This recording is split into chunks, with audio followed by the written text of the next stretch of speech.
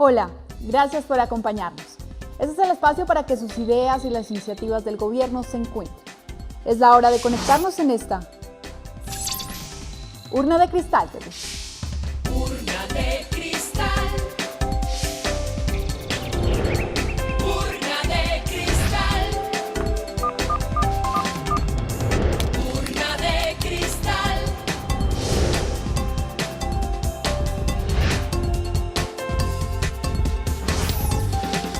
Colombia, Colombia, Colombia, participa, la urna está abierta. El 7 de agosto se cumplieron 3 años del gobierno del presidente Juan Manuel Santos, un mandato orientado por la filosofía del buen gobierno, eficacia, eficiencia, transparencia y rendición de cuentas. En el lugar donde se libró la batalla más importante de la Guerra de la Independencia, el Puente de Boyacá, el presidente hizo un recorrido por estos 1095 días como gobernante. Colombianos, en este escenario histórico del Puente de Boyacá, hace 194 años, se selló la lucha por la independencia de nuestro pueblo. Aquí, en estas colinas, el libertador Simón Bolívar y su general de vanguardia, Francisco de Paula Santander, obtuvieron la victoria definitiva sobre los bien equipados ejércitos del imperio colonial. Con su genialidad y con su arrojo, los héroes que ofrendaron aquí sus vidas en aras de la libertad también sellaron para siempre el glorioso espíritu de nuestro ejército. A ustedes, soldados de la patria, herederos de la valentía y del genio militar de nuestros libertadores, en el Día del Ejército Nacional, todos sus compatriotas, todos, les rendimos un profundo y sentido homenaje de gratitud y admiración. Desde los tiempos de la campaña libertadora, no habíamos tenido un ejército tan respetado, tan compenetrado con la ciudadanía, tan apreciado y amado por los colombianos. Ustedes son el verdadero ejército del pueblo. Ustedes son los más fervorosos defensores de nuestra Constitución y de nuestras leyes. Ustedes son los legítimos guardianes de la soberanía nacional. Honor y gloria a nuestro ejército. Coincide esta fecha memorable de nuestra historia, con el tercer aniversario del gobierno que presido, gracias al amplio mandato que recibí directamente del pueblo colombiano. Mis compatriotas pueden tener la certeza de que cada día y cada noche, cada instante, el presidente y su equipo de gobierno entregamos todas nuestras energías y nuestras mejores luces para cumplir, para construir un país más justo, más moderno y más seguro. A lo largo de los últimos días, hemos presentado en detalle y con claridad los grandes logros que ha tenido nuestro gobierno durante este tiempo. Es mucho lo que se ha avanzado, mucho lo que se ha avanzado en estos 3 años. Así lo demuestran los hechos y las cifras. A pesar de que la oposición, con su natural inquina, ha tratado de sembrar el miedo y el desaliento, a pesar de que los intereses creados y enquistados en el pasado tratan de frenar los cambios sociales y progresistas que hemos promovido. A pesar de todo aquello, tenemos la tranquilidad de que el pueblo colombiano ha vivido y ha sentido en el día a día las grandes transformaciones que ha impulsado esta administración. Que le pregunten a la humilde mujer de los Montes de María, que al regresar a su tierra llora de alegría por primera vez en años y ya no de tristeza, si eso no es reconciliar a Colombia. Que les pregunten a las miles de familias adicionales que han recibido los subsidios para educación y nutrición de sus hijos, de Más Familias en Acción, si no hay razones para creer en el futuro. Que les pregunten a los más pobres de los pobres, ¿qué se siente dormir en una casa digna por primera vez en su vida? Que les pregunten a las comunidades antes subyugadas por el terrorismo de Jojoy y de Cano, ¿cómo se sienten sin las cadenas del miedo? Que les pregunten a los millones de colombianos que han conseguido empleo por primera vez o que han recuperado el que habían perdido, lo que significa la dignidad de poner otra vez el pan sobre la mesa gracias a su trabajo. Que les pregunten a los millones de niños que asisten gratuitamente a la escuela y que además cuentan con internet, computadores y tabletas, por la alegría de saber que pueden ahora sí soñar con ser profesionales. Que les pregunten a los ciudadanos si su vida ha mejorado en estos 3 años y encontrarán una inmensa mayoría satisfecha con el rumbo de sus asuntos personales. Que les pregunten a los millones de compatriotas que han sufrido en carne propia décadas de violencia, si la oportunidad de llegar a la paz no es su más preciado anhelo.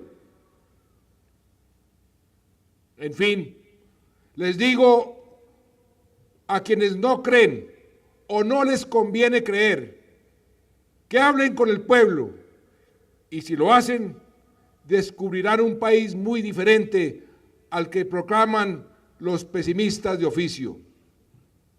No nos hacen mella las estridencias de la oposición, no nos intimidan con sus salidas en falso. No vamos a abandonar la senda que el pueblo respalda y el país necesita. No vamos a renunciar a impulsar con todo entusiasmo y vehemencia la construcción de un país en paz, próspero y con equidad. Hemos recorrido un buen trecho en esa dirección y en el año que tenemos por delante vamos a continuar con igual compromiso esa tarea. Hoy, cuando celebramos la hazaña de nuestros libertadores, invito a mis compatriotas a que sigamos su ejemplo. En vez de dejarnos arrastrar por la mezquindad de quienes quieren hacerle creer al país que avanzamos hacia el precipicio, que quieren sembrar el miedo para que la gente se refugie en la desesperanza, debemos mirar hacia adelante. Hoy debemos atrevernos a construir una nueva visión para nuestra República. Las transformaciones en estos 3 años nos dan la convicción de que sí somos capaces de construir ese país justo, ese país moderno, ese país seguro que todos anhelamos. Si ante la magnitud del desafío nuestros próceres hubieran abandonado la lucha, seríamos aún esclavos. No vamos a abandonar el campo de batalla. Ahora, cuando estamos tan cerca de la victoria sobre la violencia, sobre la pobreza y el atraso, no es el momento de claudicar. Al país hay que liberarlo de nuevo. La campaña libertadora que proponemos, a la que convocamos a todos los colombianos, es para derrotar esos males que por décadas le han impedido al país alcanzar la grandeza que se merece. Llegó la hora de la segunda independencia. Debemos independizarnos para siempre de la violencia, que ha sido más regla que excepción durante nuestra vida republicana, construyendo una paz definitiva, una paz que nos dé la certeza de que para las próximas generaciones el conflicto armado interno no será más que una pesadilla del pasado, que solo lo encuentren en los libros de historia. Hay que liberar a todos los ciudadanos del miedo al delito contra su integridad, contra su familia o contra sus bienes. La paz nos permitirá concentrarnos y acabar con las otras expresiones del delito. Eso es algo que no ven quienes se oponen al proceso de paz, porque no saben en carne propia, como sí lo saben los militares y policías de Colombia, lo que en verdad cuesta una guerra. Ellos dicen que estamos negociando el Estado, que estamos negociando nuestro sistema político, nuestro modelo económico, o que hemos bajado la ofensiva militar. Y nada de esto es cierto.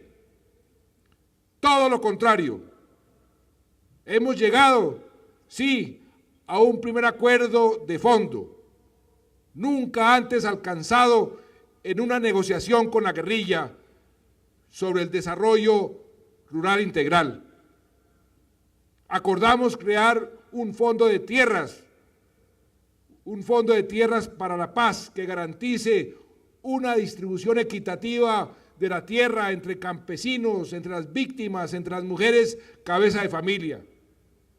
Acordamos poner en marcha un sistema judicial que asegure que los conflictos por el uso de la tierra se resuelvan sin violencia y realizar planes especiales para reducir la pobreza en el campo. Eso no es negociar el Estado, eso es lograr consensos sobre temas que benefician al país. Y en todo caso, nada se hará, como lo hemos dicho, nada se hará sin la refrendación de todos los colombianos. Pero no hay peor sordo que el que no quiere oír. Y hay quienes parecen preferir más años de conflicto, más años de dolor y muerte a la posibilidad de la paz. El yugo de la pobreza y la miseria es la peor esclavitud. Como lo hemos confirmado en estos 3 años, este enemigo también se puede derrotar. No es el momento para abandonar ese esfuerzo exitoso. Todavía tenemos millones de compatriotas por redimir. El Libertador cruzó los Andes para llegar a la victoria por trochas intransitables, a un inmenso costo y sacrificio. En muchas zonas del país, las condiciones de infraestructura son apenas mejores a las que se tenían hace 2 siglos. En estos 3 años se puso la casa en orden y se destrabaron muchos proyectos esenciales que ya comienzan a ejecutarse. Pero es necesario ir mucho más lejos para garantizar la integración física y territorial de la nación. Nuestro país, con la geografía más privilegiada de América, tiene un potencial de producción rural que sigue en cadenas. El nuevo modelo de desarrollo agrario que hemos propuesto debe llevarnos a un campo donde campesinos y empresarios sean socios en la prosperidad, convirtiendo a Colombia en esa potencia alimentaria que el mundo necesita. Como lo soñó Bolívar, la integración armoniosa de Colombia con los vecinos y con el mundo es indispensable para garantizar la independencia, la libertad y la prosperidad. Hemos avanzado sensiblemente en lo político y en lo comercial para interactuar eficazmente en la economía global. A ese potencial que se ha construido hay que darle proyección y concreción para que se traduzca en mayor crecimiento, en mayor empleo, en mayor bienestar. No hay duda de que las reformas alcanzadas en estos 3 años están cambiando para bien la vida de los colombianos. Pero no podemos quedarnos celebrando los triunfos. Debemos ir más allá, mucho más allá.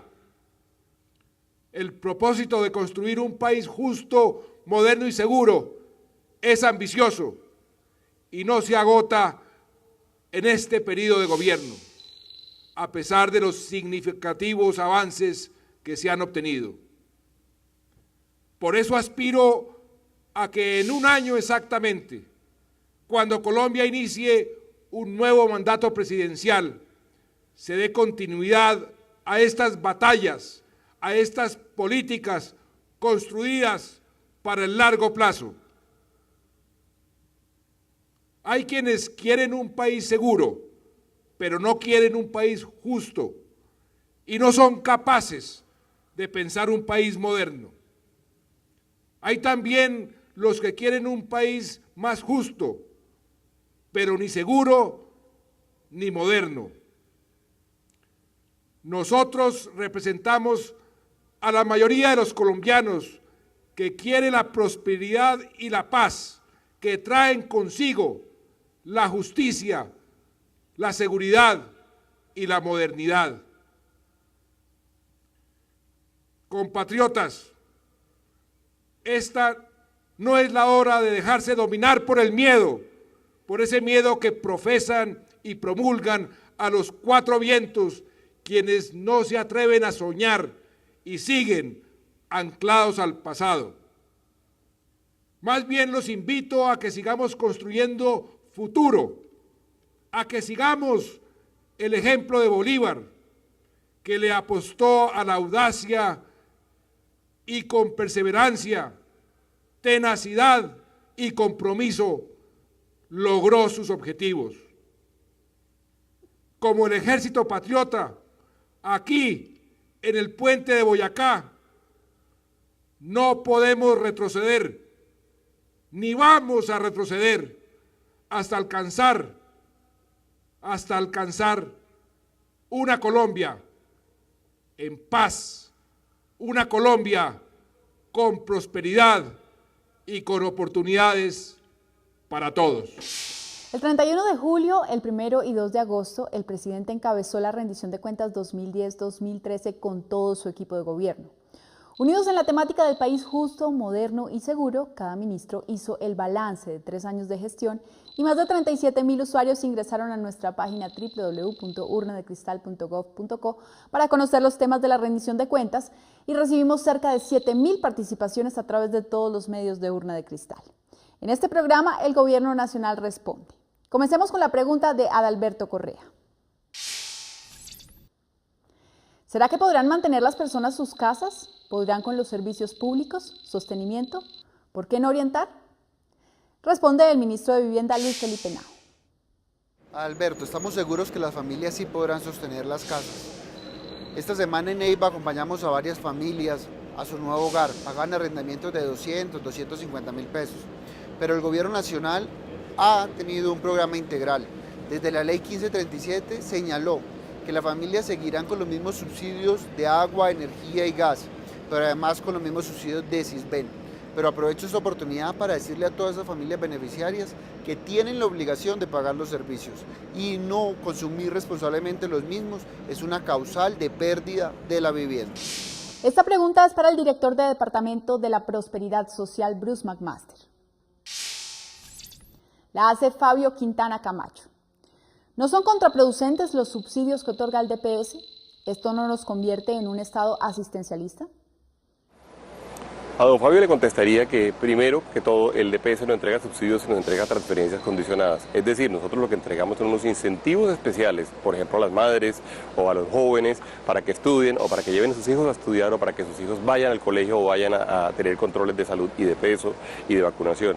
Es decir, todo lo que hace el DPS responde a un comportamiento que realizan los ciudadanos. También tenemos comportamientos de este estilo y programas de este estilo, por ejemplo, para incentivos en producción, para capitalización, para generación de empleo, para generación de ingresos.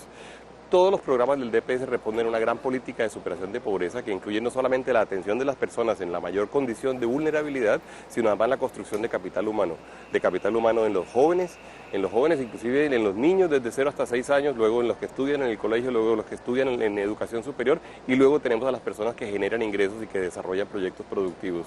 En realidad toda la política de superación de pobreza está destinada a que no tengamos un Estado asistencialista, sino un Estado que realmente construye capital humano.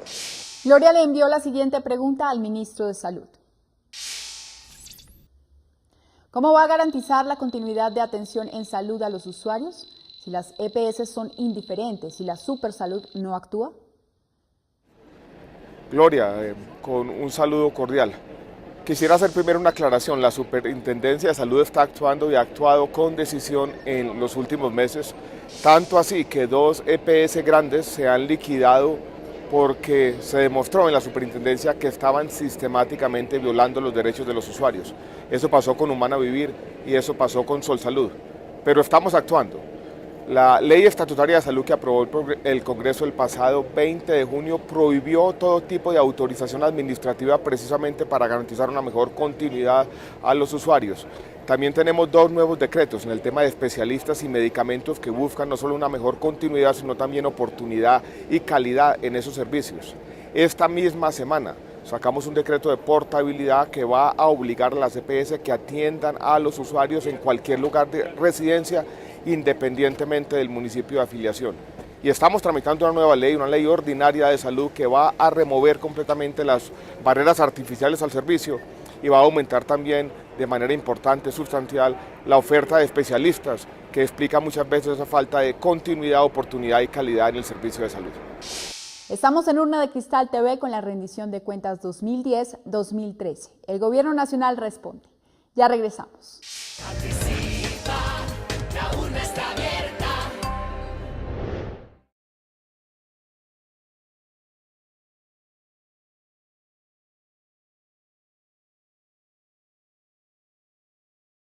Participa, la urna está abierta. La economía colombiana alcanzó un crecimiento promedio de 4.9% desde agosto de 2010. En medio de un entorno internacional complejo y difícil, es una de las economías que más ha crecido en la región. Colombia también ha registrado los mejores indicadores económicos en toda su historia, la más baja tasa de inflación en 57 años. Se ha llegado al equilibrio fiscal y se ha reducido la tasa de la deuda pública. Muchos de los logros alcanzados por el Gobierno Nacional durante estos 3 años no son conocidos por los ciudadanos. Por eso la Urna de Cristal siempre está abierta para recibir sus inquietudes en www.urnadecristal.gov.co, en Twitter @urnadecristal y en Facebook Urna de Cristal. Juan Pablo Montero nos envía la siguiente pregunta. ¿Está ejecutando el Ministerio de Vivienda los recursos a través de licitaciones públicas acordes al Estatuto de Contratación? Juan Pablo, la ley 1537 nos ordenó tener los principios de la contratación pública. Por eso todas nuestras contrataciones han sido abiertas, publicadas. Pedimos el acompañamiento de la Procuraduría General de la Nación. Y hoy, después de haber adjudicado las 100.000 viviendas, no tuvimos una sola queja sobre el proceso de transparencia con que se llevó a cabo dicha adjudicación. José Ortiz envía por Twitter la siguiente inquietud para el gobierno. ¿Qué piensan hacer con el problema lechero y los bajos precios de la leche? Bueno, José, el gobierno es consciente de la situación que están afrontando los lecheros. Tenemos un programa de ayudas que contempla varias medidas. Una de ellas es adelantar un programa de compras estatales hasta por 20.000 millones de pesos que arrancaría en los próximos 15 días para que a través del Ministerio de Agricultura, la Bolsa Mercantil y el ICBF se adelantan esas compras. Igualmente, otra medida, estamos diseñando unos programas pilotos para que los productores de leche disminuyan sus costos de producción. Adicionalmente, estamos buscando cómo este mercado de la leche y sus derivados tienen acceso al mercado de México. Así, con estas medidas buscamos que los industriales disminuyan sus inventarios y procedan a aumentar las compras de leche en todo el territorio nacional. Esta pregunta es de Tatiana S. Presidente Santos, ¿cuándo negociará con los mineros del Bajo Cauca antioqueño? La verdad, ya no aguantamos más violencia. La responde el ministro de Minas y Energía, Federico Rengifo. Gracias, Tatiana. Hemos tratado de hablar con los mineros desde hace mucho tiempo, antes del paro, y en especial con la gente del Bajo Cauca antioqueño. En Medellín, en Bogotá, con muchos ministerios. Hemos hecho propuestas, hemos avanzado desde hace mucho tiempo para formalizar a los mineros artesanales e informales, para permitirles que entren a la legalidad. Hemos rechazado y le hemos pedido a los verdaderos mineros que rechacen las vías de hecho. En el caso del Bajo Cauca antioqueño, sabemos bien, así nos lo han dicho las autoridades de policía, que esa protesta ha sido infiltrada, le han pagado a la gente para que haga desmanes en Caucasia y en algunos otros municipios alrededor de Caucasia. Lo rechazamos, pero el diálogo sin la violencia ha sido una disposición permanente del gobierno y hemos hecho ya algunas de las propuestas que permiten a esos mineros que vengan y se incorporen y puedan trabajar tranquilamente. @XSenior también participa en esta rendición de cuentas. ¿Qué avances en materia de justicia digital ha mostrado el gobierno del presidente Santos? Responde la ministra de Justicia, Ruth Estela Correa. Lo primero es que en el gobierno del presidente Santos se dictó la norma legal que permite la justicia digital. A través del nuevo Código General del Proceso y del Código de Procedimiento Administrativo y de lo Contencioso Administrativo, se estableció en estas normas lo que se ha denominado litigio en línea. Estas normas van a permitir que los procesos puedan ser adelantados de manera virtual. Para esos efectos, el gobierno nacional ha destinado 2 billones de pesos con el fin de que se establezca el plan tecnológico y el plan de infraestructura. Valga la pena precisar que este año de ese dinero el Consejo Superior de la Judicatura ha destinado 140.000 millones para contratar el plan tecnológico que han denominado como PET, con el fin de que la justicia digital sea una realidad. Por otra parte, el Ministerio de Justicia y del Derecho está proyectando un decreto que será firmado antes de que se acabe el mes de agosto, en el cual se establece la posibilidad de que el arbitramiento o arbitraje virtual, el arbitraje en línea que está consagrado en la ley, se desarrolle para efecto de arbitraje de pequeñas causas. Eso es lo que hemos avanzado en materia de arbitraje virtual. Juana Pérez participa con esta pregunta. ¿Qué pueden esperar los colombianos en materia de lucha contra el crimen en las ciudades? A Juana decirle que estamos haciendo esfuerzos muy grandes para fortalecer la capacidad de lucha contra el crimen en las ciudades. Hoy nos preocupa el microtráfico, nos preocupa la extorsión, nos preocupa el hurto y obviamente tenemos que fortalecer las capacidades para perseguir ese tipo de delitos. En primer lugar, estamos incrementando el tamaño de la policía en un número muy sustancial.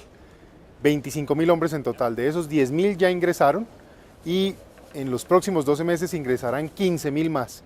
Ese es el choque más importante en crecimiento de policía en un solo año. Eso se va a sentir en las ciudades, en las calles, en todas partes. Esto es para proteger a los ciudadanos, esto es para atender los requerimientos en seguridad de los ciudadanos. Por otra parte, esos 15.000 policías vienen con sus motos, vehículos, sistemas de comunicación. Estamos invirtiendo también en sistemas de inteligencia que permitan que esa experiencia que hemos tenido contra los grandes capos del terrorismo o el narcotráfico, también se pueda aplicar esa tecnología en la lucha contra esos delitos que hoy más molestan a los ciudadanos. Y por el otro lado, hemos venido trabajando de la mano de la Fiscalía, con el ánimo de que la Fiscalía se fortalezca también y los procesos de judicialización mejoren, porque sabemos que hoy le frustra mucho al ciudadano que haga una denuncia, se capture a un criminal y a los pocos días termine ese criminal nuevamente en la calle, atemorizando a los ciudadanos. Eso por supuesto genera desconfianza y genera temor. Tenemos que atacar también esa situación. Estamos llevando también un paquete legislativo que incluye el Código de Convivencia y Policía, un paquete legislativo que incluye normas para fortalecer la capacidad penal en contra de la minería criminal, del microtráfico y de la microextorsión, con el ánimo de tener más herramientas para esa protección que hoy necesita el ciudadano. Los ciudadanos colombianos en todo el territorio, pero en las ciudades en este caso, pueden sentirse tranquilos que estamos haciendo más esfuerzos, colocando más capacidad para atender esas que son las preocupaciones principales del ciudadano colombiano de a pie. Estamos en Urna de Cristal TV con la rendición de cuentas 2010-2013 del Gobierno Nacional. Ya regresamos. Participa, la urna está abierta.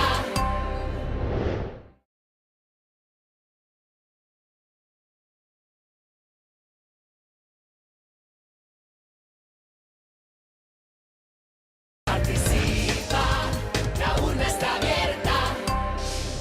Gracias por continuar con nosotros. Durante este gobierno, 1.700.000 colombianos salieron de la pobreza y otros 700.000 más de la pobreza extrema. Eso equivale a la población de Barranquilla y Cúcuta enteras. La tasa de pobreza en 2012 fue la más baja de la última década. Otro de los logros durante el periodo 2010-2013 fue el fortalecimiento de Más Familias en Acción por su cobertura sin precedentes y más recursos para salud y educación para 2.840.000 familias. Continuemos con las preguntas que nos llegaron a www.urnadecristal.gov.co en esta rendición de cuentas 2010-2013 del Gobierno Nacional. Ramón Enrique Focasio pregunta: ¿qué está haciendo el Ministerio TIC para que en el país se produzca tecnología y dejemos de depender de las importaciones? Responde el ministro de las TIC, Diego Molano. Bueno, la pregunta de Ramón es muy importante y es: ¿cómo de verdad nosotros solucionamos nuestros problemas de tecnología y no vienen unos extranjeros a solucionar nuestros problemas? Y estamos trabajando en varios frentes. Primero, el de los equipos, el del hardware y eso, pues lo que hacemos desde el gobierno es generar demanda, que el gobierno compre muchísimo y obviamente eso hace que los proveedores locales, los fabricantes locales produzcan mucho más. Es por eso que la gran mayoría de computadores para educar, la gran mayoría de las tabletas que estamos entregando, bueno, no la gran mayoría, el 100% de las tabletas que estamos entregando a las escuelas son hechas en Colombia, son ensambladas por proveedores locales y estamos muy orgullosos de eso. Y también, repito, la mayoría de computadores que estamos entregando a las escuelas públicas. En este gobierno estamos entregando casi 2 millones entre computadores y tabletas, 2 millones de terminales para las escuelas públicas, es una muy buena noticia. Pero lo más importante no es producir hardware, no es producir equipos.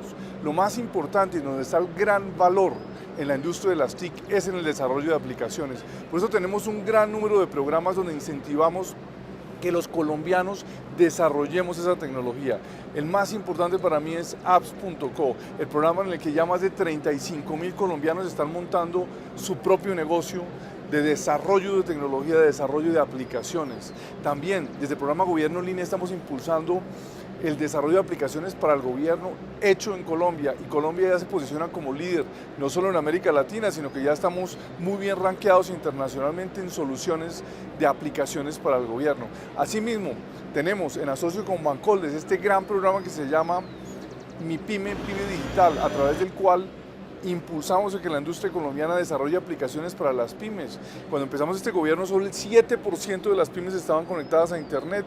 Hoy estimamos que estamos llegando ya al 40% gracias al desarrollo de esas aplicaciones. Entonces, en este gobierno efectivamente se está impulsando la creatividad, la innovación y el desarrollo tecnológico. ¿Por qué?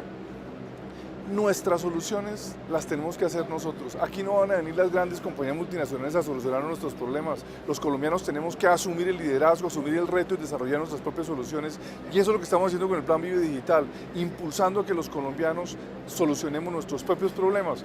¿Qué ventajas tenemos? Que una vez nosotros aprendamos a solucionarlos, sobre todo los problemas de los más pobres, esa industria de software, esa industria de tecnología va a ser capaz de exportar esas soluciones al resto de países que tienen también una pobreza tan grande como la colombiana.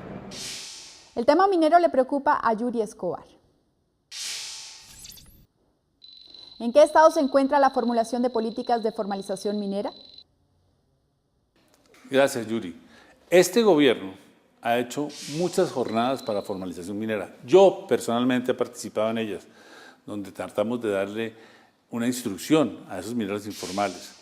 La minería informal la queremos reconocer, dándole algunas áreas especiales, reconociendo inclusive la itinerancia del minero, ese que pasa de un sitio a otro, pero que tenga una tradición, que lo haya hecho en los últimos años, que no haya aparecido en el último momento, que no haya aparecido para abusar simplemente de la minería por los precios del oro.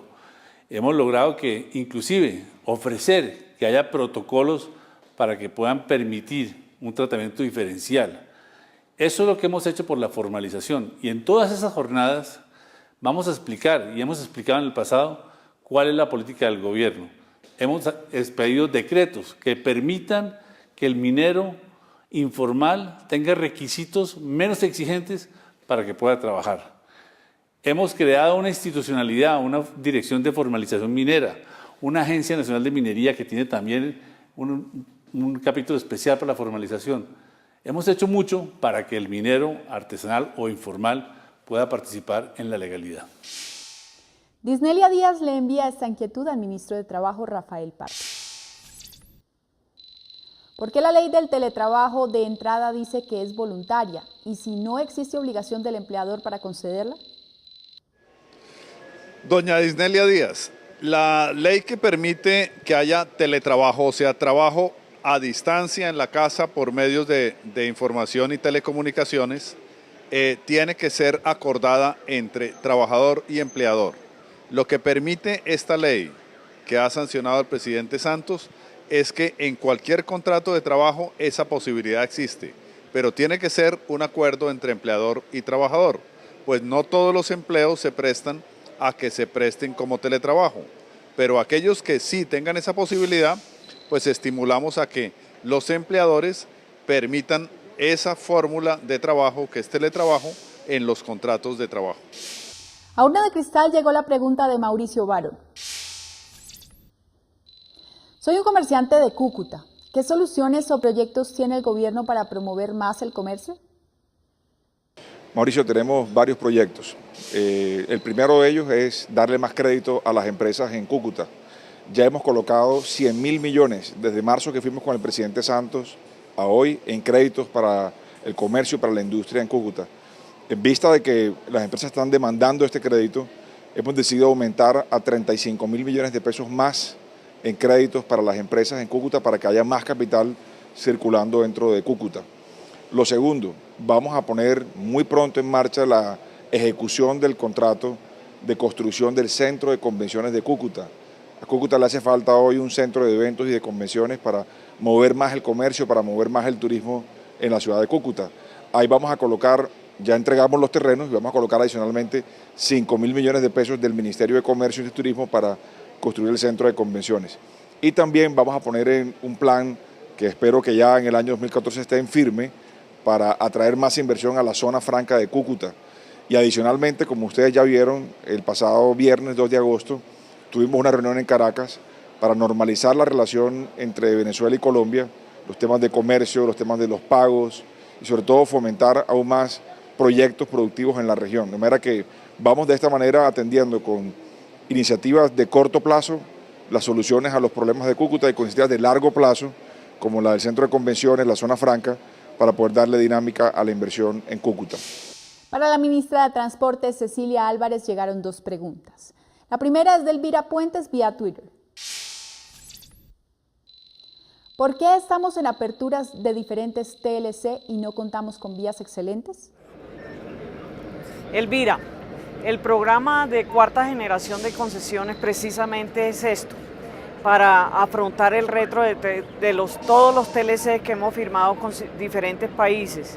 El programa consta de más de 30 proyectos de infraestructura de concesiones de doble calzadas con un costo de 47 billones de pesos que va a transformar la infraestructura en el país. Estos proyectos ya iniciaron la precalificación para ser concesionados y serán, la duración de todos estos proyectos es de 6 años. Dentro de 6 años verá usted que el país se ha transformado. Y la otra es de Arturo Higuera, también por Twitter. Se inauguró una vía que lleva años de empezada, Cúcuta-Pamplona. Van como 15 kilómetros de 135 que faltan. ¿Qué se piensa hacer? Este proyecto realmente es una ambición de los norte santanderianos y por años se habló de esa doble calzada y finalmente en el gobierno del presidente Santos se va a hacer una concesión que va de Cúcuta a Pamplona de doble calzada. Esa estará lista para ejecutar en el 2015. Las inversiones en norte de Santander suman más de 4.2 billones de pesos y en ese tramo que usted pregunta específicamente, esos 10 kilómetros que inauguramos estaban concebidos dentro de un programa que hizo el gobierno anterior que no se había realizado y este gobierno lo finalizó. Y además, en ese tramo también no estamos dejando solo a Pamplona ni a Cúcuta, vamos a invertir más de 155.000 millones de pesos en rehabilitación y mantenimiento mientras está la doble calzada, que además tiene una variante muy importante en Pamplona que su alcalde y el gobernador la pidieron.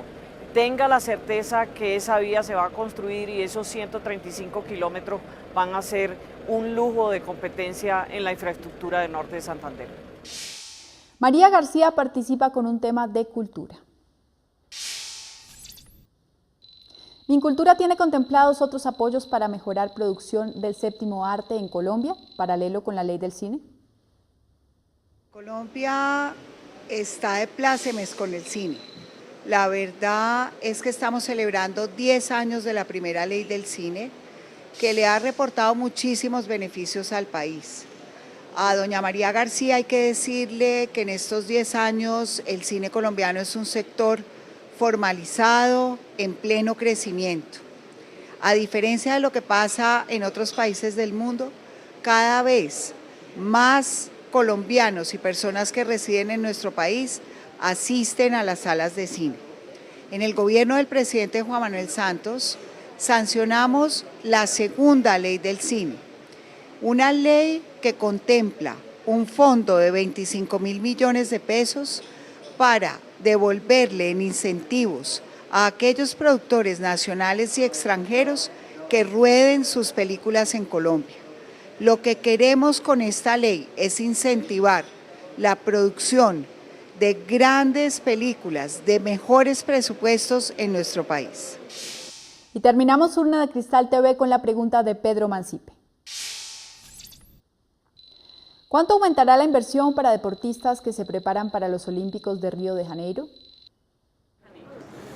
Bueno, para el tema de preparación hemos aumentado el presupuesto este año en cerca de un 27%. Esperamos al año entrante una suma similar y lógicamente el último año para Río, pues no sé quién estará al frente con deportes, pero la idea es que esta inversión siga subiendo a medida que se va acercando los Juegos Olímpicos. Y en cuanto al apoyo que se da a los deportistas, sus premios, estamos considerando de mirar a ver cómo le podemos aumentar un porcentaje a los premios para los medallistas de Río de Janeiro. Llegó la hora de la participación ciudadana. Recuerden que Urna de Cristal no es un buzón de quejas, es un espacio para el diálogo y el encuentro de muchas iniciativas que nos lleven hacia la prosperidad democrática. Los esperamos en esta Urna de Cristal TV. Urna de Cristal.